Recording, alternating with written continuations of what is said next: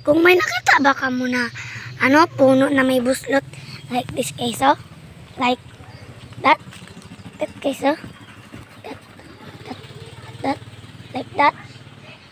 Huwag ka mong papasok kasi nakakatakot yan. Nakakatakot yan. Pag nagpasok ka mo, di ba?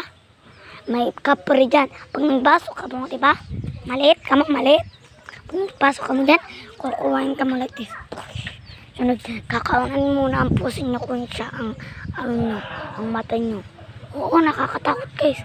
Kaya huwag ka mong lulusot kasi nakakatakot guys.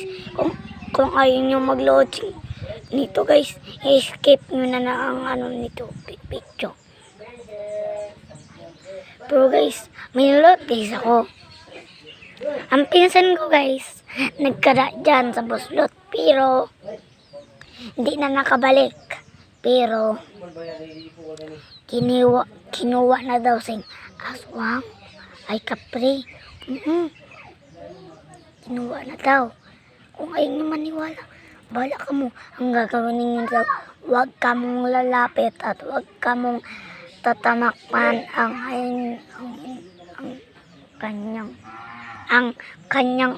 kanyang puno kung ayaw mo mamatay. Kung tinamakan nyo ang puno, magtabi-tabi po ka mo. Kung nagsakpat ka mo dyan, magtabi-tabi po ka mo. O tinuro mo, magtabi-tabi po. Kahit lahat, tabi-tabi po.